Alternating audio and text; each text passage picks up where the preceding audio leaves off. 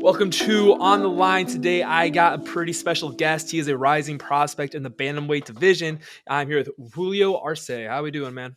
I'm doing great, man. How you been? I've been great. I've been great. So I don't know why, but like every single guy I've talked to from the UFC, or at least a lot of people I've talked to recently, like they used to all be chubby kids. You used to be a chubby guy. Yeah, So like you were over 200 pounds. You were a thick boy at 5'5". yeah. Yeah, I mean, imagine, man. It's like it just felt like after every step I took, it was like I'm like, it's like I couldn't breathe, man. It's wild. How fucking hard was it to do jujitsu then with like being that big? Oh my god. You know what? The only thing that had me at bad is like when somebody tried to get like a back control on me. It's like and they try to squeeze. Is my like my little extra fat kind of allowed me to breathe. I'm like, all right, good. It's like he's not squeezing. It's like, all right, we're good. It's a little bit to your advantage then. It helped you out a little bit. A little bit. Or if I'm on A little top, I bit. get to hold him down a little bit. Roy Nelson. And then you have more pressure because you have those you just rolls. Just Yeah, man, those rolls were working. They worked a little extra. Yeah. So you how long did it take you to work it all off? Like how long was the process? You know, it took me at least a year. Like for me, like the moment I started training, I just fell in love with training, and I was literally in the gym every single day, like Monday through Saturday. And it was one of my coaches had to be like, take a day off, man. Like relax. I was just like, I gotta show up. I just gotta go train. Like I was hooked on it. It's like it's my addiction.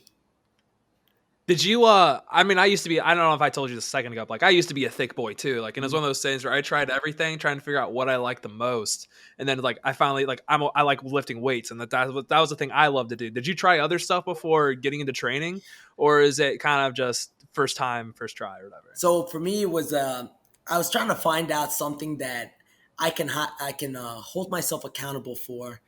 And you know, I tried other team sports. Like I tried playing soccer, I tried playing basketball, tried certain team sports, but I felt like when it was like the whole team is like I didn't have to hold myself as accountable as when it comes to training martial arts, because if I don't get good, that's my own fault. You know, like on the team sometimes like that's that guy's fault. You know, he wasn't doing. Yeah, I know exactly what You you mean. start like, you know, Yeah. it's their fault, it's their fault. But in this, it's like if I wanted, if I couldn't point the finger anywhere else, I had to be like, nah, it is on me. If I get choked out Yeah. today, if I get tired, if I feel a certain way, I'm like, that's because there's something I didn't do right. Here's a dumb question. How many times have you been choked out? A bunch of times. Really? Yeah, there was one time.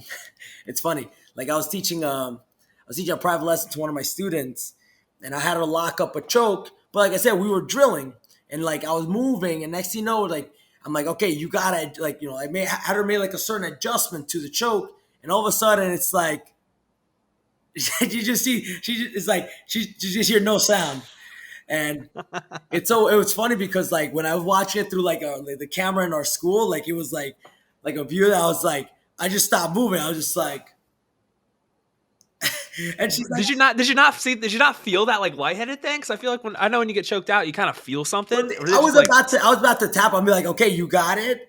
Like you got it locked in tight. But it was just like it I was like, God. And she's like, damn, oh that's my God, crazy. oh my God. But it's pretty funny because then she's like smacking me in the face, like, wake up. And I wake up, I'm like, all right, let's go. We're ready to go. And I just woke up. It was literally like the best 5-second nap ever. It was, and she was just like, she's like, what the hell just happened? I'm like, I think you put me to sleep. And I was like, you put him to sleep. And now watching the camera, and like, you just see me going like, I'm about to tap. I'm like, she's adjusting. I'm like, God. That's the craziest thing about like jujitsu and just combat sports, like little things like that, where like I play basketball, I'm not gonna get put to sleep like when I get blocked for a layup. Like you literally go to sleep. It's fucking crazy.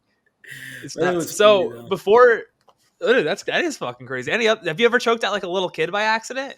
No, with that, I'm like, I'm just they're like, if I go with them, like, I do a little catch and release. Like, I'll get him. Like, all right, let's go. We'll keep going. or I let them choke me Okay, out, so then I put choke on them. do you have to watch out for? Are there certain kids who might like put a choke on for a little too long? Do you have some people you have to like watch out for, or is it one of those things where it's like you kind of there's like a rule like once you lock it in, you have to let go? Yeah, you got those kids. Like every kid does. Like it becomes like a situation. It's like they don't want to tap. They rather get like they're like choked out and be like, Slap. "Ugh," they're like, Yeah. or like they're stuck in like, I didn't tap. I was like, yeah, but it's not. You're training. It's not worth getting your arm snapped. Like, it's okay. It's No. okay.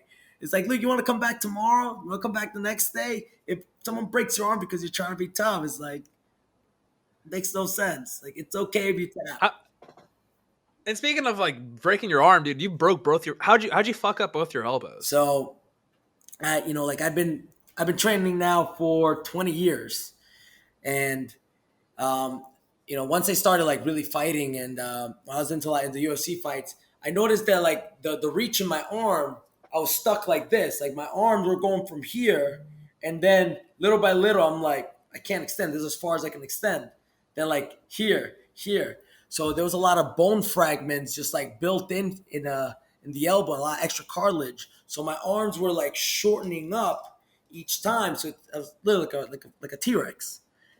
And you know, as I'm fighting or as I'm training, it's like I start compensating and like either putting my head in more to try and reach the person, and like I was putting myself in like dangerous positions, and I'm like, yeah, I gotta get this fixed up. So I had to go to, after one of my fights, like it was just really bad. Like I couldn't extend. I was like if I was to lay back, my arms would be like this. I couldn't like literally like extend my arms. So went to HSS. They took care of all that.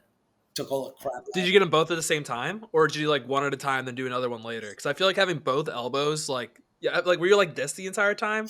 Like how could you fucking live with both elbows having Going to being the worked bathroom would on? be the worst thing ever for me. But so I did one, and then a week later, I was like, all right, that wasn't that bad. Like they had me do like physical therapy and like get full range of motion, and then I was like, all right, I can kind of do it after a week. I get the other one done. And I was like, let's just do this.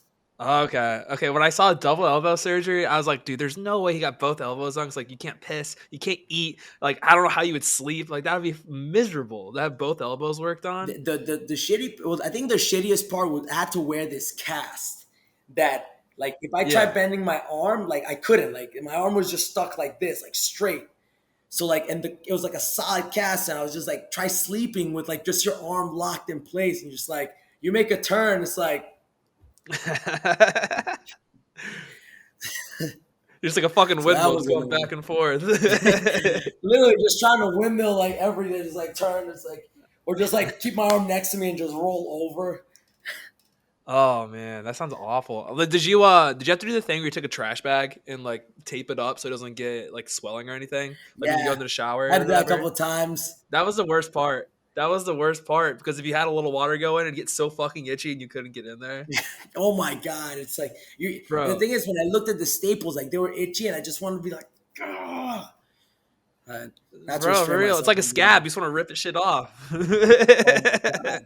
Dude, honestly. Yeah, so so speaking of the elbows, you came back recently, got a pretty big win. I'm gonna be honest, I bet on you to win inside the decision, but I do have a Mhm. little bit that I'm pissed off about. I thought you had the grappling advantage after round one. I'm like, if he gets past round one, he's gonna sub him. You didn't take him down once, dude. Was that like round three or like what was that game plan? You know what? I did plan on taking him down. The thing is, he was a lot. The objective, like of a whole strategy against somebody like someone like Andre Ewell, like he's dangerous. And the thing is, every shot that he threw was freaking fast. So in order for me to be able to see everything that he threw, I had to keep him on his back foot.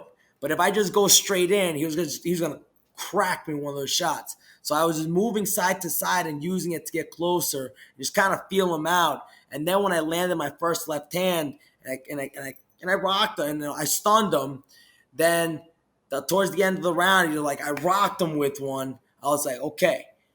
And when I did want to shoot, like he was too based out. So if I was just shot in, like he was setting up to just hit me with his own left hand. So I'm like, you know what? Let me keep him guessing. Let me throw some front kicks. And then I was like, boom. Finish that fight. Finish it just like he did in the Contender Series. So, like, was the game plan then if he got past the second? Was that like then you're gonna like, all right, let's do go to the ground, or was it you're just gonna keep dominating him on the feet? Because it seemed like you were pretty comfortable up I there. was, yeah, I was I was really comfortable on the feet. I think just seeing I think he felt the power of my punches, and and me keeping him on his back foot made it hard for him to throw what he wanted to throw. So I just kept pressuring him and just kind of cutting him off here and there. He went that way, like I was already there. He tried to go this way, I'm like there. So I was always staying at far enough where he couldn't hit me, but then get close enough where I was at my range where I can hit him. And then from there I just started progressing through the rounds. If I had to take him down, I would have shot in, but I'm like, you know what? Let me just keep pressuring and just keep kind of just picking them apart as I went through the rounds. Was there? I saw like so out of your past three fights before that, you had two split decisions. Was that finish just super satisfying? Just knowing you took him out on the Oh, feet. yeah, it was super satisfying to me because like what a way to return from a year and a half layoff and then also to return to bantamweight. So it kind of like, in a way, it people saw like the power at bantamweight, and also to the people that are like higher up in the ranks, they'll be like I kind of see you. It's like you're not much on my radar. You're like a little blip on the radar there, but like they kind of glanced You're over. there. And yeah, it's like you're there. And then you also not even, and in that fight too, you didn't even show any of your ground game too, and you got a really good ground game. So it's just like I got the power, I got the ground game all around. I'm here, ready to fuck shit up. Exactly, exactly. So when And I mean, look, oh, you go. No. no, I was just saying, look, at 45, I took some of the people down, and so it's like I think people just don't see the ground game a lot. I'm like, yeah, don't have to go to the ground game, not Just yet. use it when you need it. Just use it when you need it. Yeah, I mean, I used it when I fought Tamor. He threw a leg kick, I took him down, I just choked him out. So I'm like, all right, take that.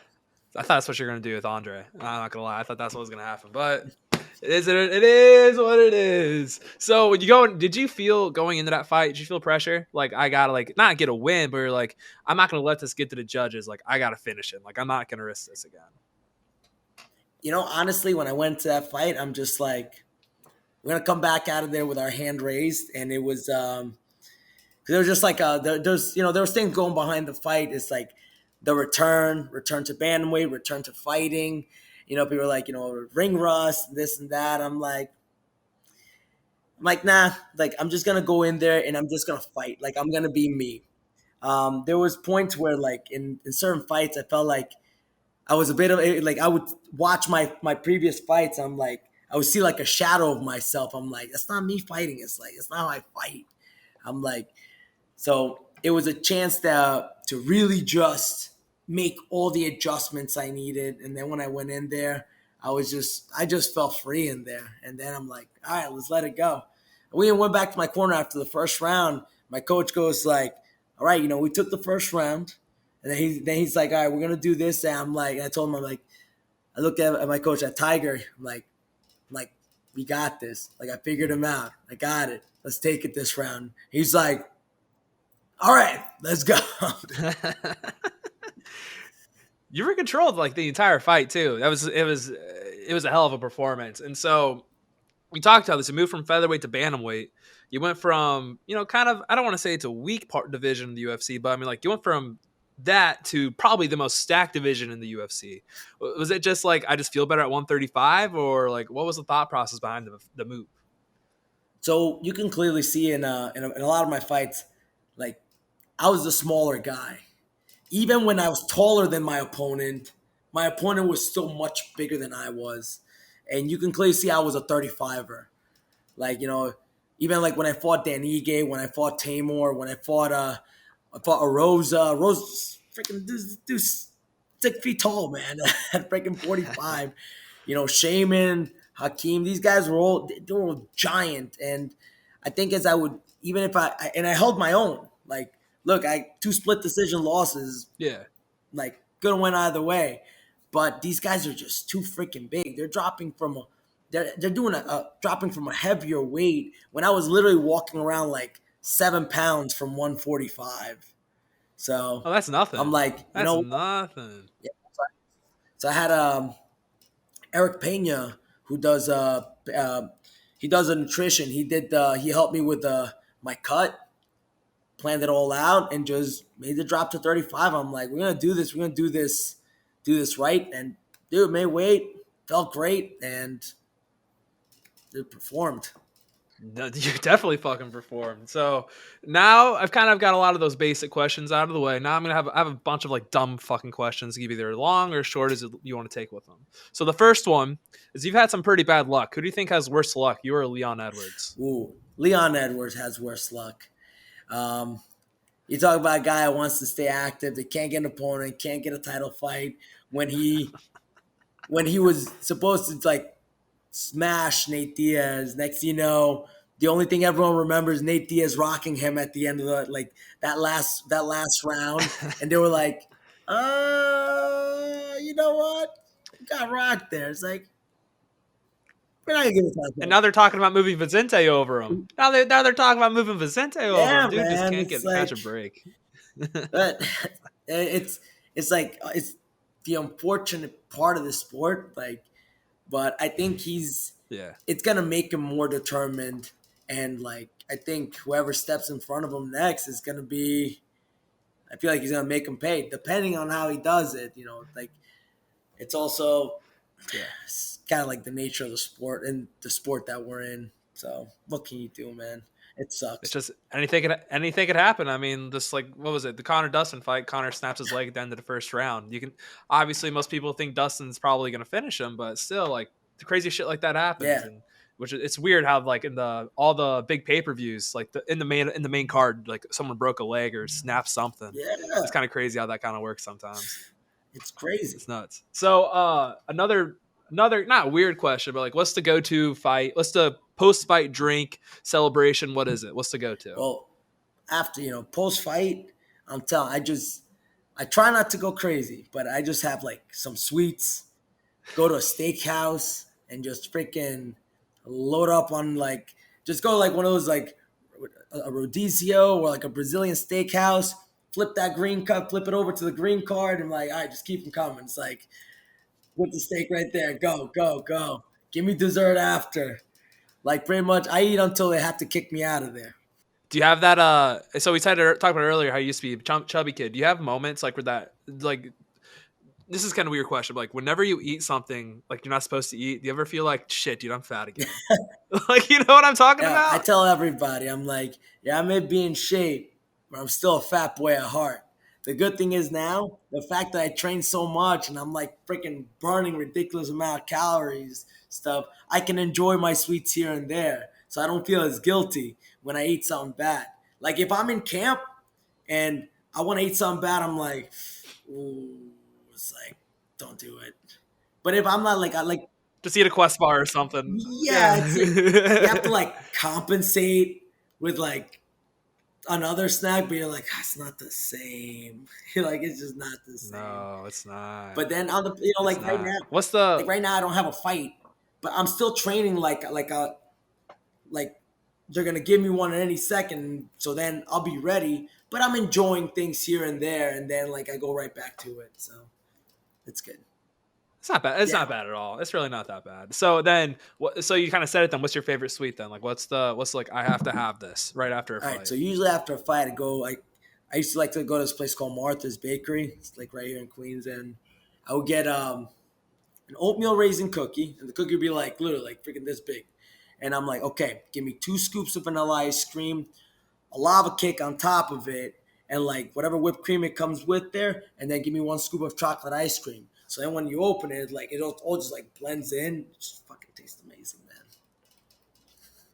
Oatmeal raisin cookie, not a chocolate You chip. know what? It depends though. It depends because I already have enough chocolate there. I have chocolate ice cream and Okay, chocolate I cake. was gonna say that's a sus answer. Oatmeal cookie, come on. But I'd say it depends. But then I top it off with a milkshake. But this is like where people are gonna be like, dude, that's disgusting. All right, so long time ago, I went to I went, I don't know the oatmeal cookie. this is better. This so I had a milkshake, and I'm like, and I'm just like out of the blue, I'm like, excuse me, can you just chop up some bits of bacon and throw them in the milkshake? like throw in the milkshake. And the guy looks at me like, what? I'm like, yeah, just give me a milkshake. You have bacon in the back, cut it up, throw it in there, mix it all up. And they look at me like I'm freaking weird. I don't think I don't think that's weird. I don't think that's weird at all. I think that's you get like the sweet and salty. That shit's incredible. Yeah. But I think like he was like, what? I'm like, yeah. It's like I'm like, I'll pay extras if I have to. I'm like, just give me this milkshake and put pieces of bacon in it. That's it. It's like, I'm like, don't ask why. I just want it. He's like, all right, man. They bring it. And then like they started making it a thing at this restaurant. But it was pretty funny because every time I walk in, I'm like, yo, let me get one of those bacon milkshakes. And they're like, they're like, yo, like you. It's pretty funny to me. That's the guy. That's the freaking guy. So who's your okay, so next little weird question is who's your favorite fighter in the UFC at this moment? Not named you.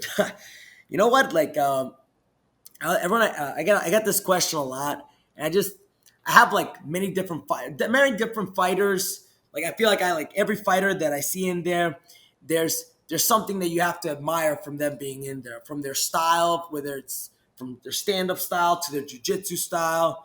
Even I think just how they are as a person is like, you're like, yo, I'm like a fan of all these people. Even if they're the ones that act like a real assholes, you're like, you know what? It's like, you're a dick, but like, I like you for some reason.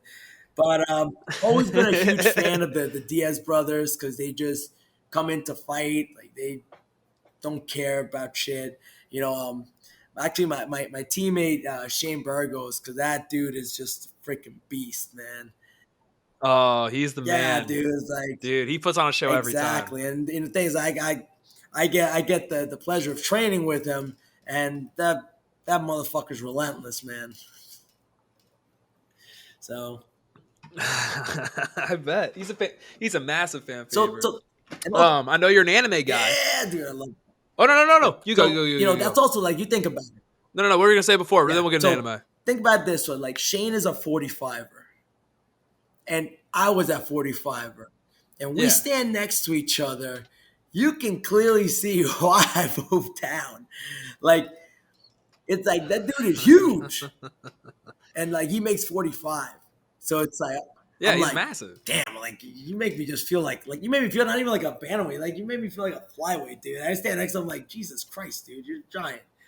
So I'm like, yeah, you know, you got giant people like that. Shit, man, I got to go to the correct division. But going back, yes, I am an anime fan. Yeah, but you are an anime fan. So, what are the top 3 animes? Let's hear it. So for me, I grew up, of course, as everybody does. They grew up watching, you know, Dragon Ball and Dragon Ball Z. That's the type of shit that had me jumping off the couch, fucking yelling, screaming, thinking I was gonna transform at one point in my life when I was a little kid. Bro, for real though. Like when they're like screaming for like 5 episodes straight and they fucking transform, like you're like fucking yes. Yeah. And then then you could think like your hair is gonna turn yellow. You're gonna get all these superpowers and shit. You'd be like when you're like 8 years old. Yeah. I used to put so much gel in my hair. I used to rock the porcupine look when I was younger. Yeah, really. And I would be like, bullshit. And like you see like the spikes and everything. I'm like, yo, I feel like fucking Super Saiyan right now. Shit. So it was pretty funny. Watching definitely the whole Naruto series from start to finish. That was just freaking great. Like so many great characters in there. And I think it's just the concept of it behind all these series. Like even like Demon Slayer. I watch like My Hero Academia. Even like One Punch Man, who's like one of the most ridiculous shows ever. But it's like there's so many interesting concepts behind it. You're like, yo, this kind of fucking relates to like some real life shit. But even though like some people would see it like it's just a cartoon. It was like you kind of have to look past. You have to kind of look a little bit past it to understand what the message they're trying to get across, which I find it very interesting. It also makes it exciting.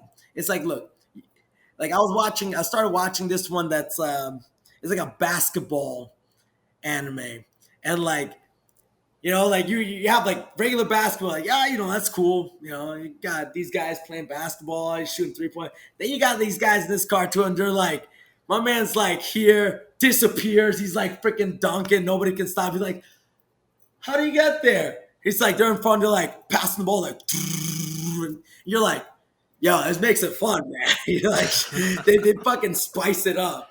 Even though it's not real, you're like, yo, that's fucking fun as hell, man. It makes it entertaining. That's dope. Yeah, Man. 100%, 100%. What was the game? So you're also when you were chubby, like I was chubby. You used to be a gamer too. What was the game you were playing? Was it Call of Duty? You know what? I had fun playing Call of Duty. I only had fun playing Call of Duty when it was with like there's literally like a bunch of my teammates, and we all log in, and look, I wasn't the freaking best one. It was like when we first started. These guys have been freaking playing all night while I'm freaking trying to go to sleep and get ready to go train. So I jump in, and I'd be the guy just fucking sliding everywhere, jumping off walls. And like, dude, I'd get fucking killed in a heartbeat. Like, it would just be like, boom, done. Boom, done. But then I'll also be the guy that'll be like, yo, I kill you once, that's a wrap. I'll fucking brag about it forever to you because you killed me 100 times and I just have to kill you once. So I'll just be like fucking sliding and just like, like I kill them and they'll be like, what the fuck, man? Why would you do that? And I'm like, I don't know, man. It's just fun. So, I play a little Call of Duty, play some Apex, playing the old school games from Nintendo, playing Super Smash Brothers. And literally, dude, I just love, like games that just have our action, adventure, that just get you like freaking like into it. And it's always fun when you like just play with your friends. Like the old school Mario games are always so much fun. Just the classics. Oh my god, yes. Yeah. Mario Party always makes everyone Yes, hate each Mario other at the Kart. end. It's great. Oh yes, dude. You can never no it doesn't matter how old you get, those games are always That's just what gonna I'm be prime saying. time. You get a group of people and you start playing, and then you get the one person you just gotta hit them with the blue shots. They're crossing the line. Everyone pass them, and you see them like throw a controller and walk off. You just can't help but just sit there and laugh. Laugh at them. They're like, stop laughing. That's just not funny. I had a one. Dude, I cracked up so much. I was gonna lead the entire fucking game. It's like, he's like, just have to wait till the last second, right? You have to fucking screw me over. or you do is like you have like you and everyone else holds onto a blue shell, so you hit him with one, they hit him with another, then you hit him with another. Or you hit him with the red shells, completely like, fuck 'em. and like at least if you go from one to second place, you're like, all right. But when you like hit him Yep. over and then like everyone just passes you, you're like, you just have no words, just look at him like, This motherfucker. So you're kind of so. I was saying this earlier. Are you the nicest motherfucker? Are you the NMF of the Bantamweight division? I don't know, man. It's like probably. Who knows? It's like I get in there. I'm respectful before we fight. I'm respectful after. Like I'm always smiling. I'm always having a freaking good time, and I'm ready to just bring it. And I guess so. Like the great thing about it lately, it's Just claim it. I should just claim fucking it. claim it. I feel like I'm the fucking nicest motherfucker in the Bantamweight division. Just like that. I'm just gonna fucking claim it. There you go. Just claim it and take it as yours. And then Stephen Thompson's he's the NMF of the welterweights. You're the NMF of the bantamweights. There you go. I'll be like Stephen Thompson. We're gonna clash one day. There you go. Yeah, that'll be. Yeah, you're gonna be like here. He's gonna be all the way like up here. It's freaking. Thought there's a difference of featherweight. Spinning hook would kick my head off, man. Bro, I'd be so fun. I'd piss myself if I was in an octagon with them. So that's all I got for you, man. If for whatever you want to promote, go ahead and promote it. If not, we can wrap this thing on up. But I know you got some stuff you want to promote. Like look, for me, like I always everywhere, like when I talk to people, I just always just thank my team, Tiger Showmans, my teammates, my coaches, my boxing coach Ray Velez, Tiger Showman himself, and my other coach Ronnie Showman, my mentor Brian Godhofer, who he's been a mentor since I was freaking 13 years old. He took me under his wing. Of course, my family, everyone, all the people that follow my journey. Is like my students in my school in Bayside, Queens. I always thank them. Of course, the sponsors. I got Ready Strong Meals, NutriBio, Edge Pro PT, who's been they helped a lot on keeping these freaking elbows, you know, good and getting them ready for the when it was time to return. Counter Strike, who does strength and conditioning, and just LFG Coffee. Oh, those guys getting me maybe become a caffeine addict. But yeah, man, everyone who just follows the journey. I just thank you from the bottom of my heart. That's it. That's right. Thank you. All right. All right. For me, for Julio, we're out. Peace.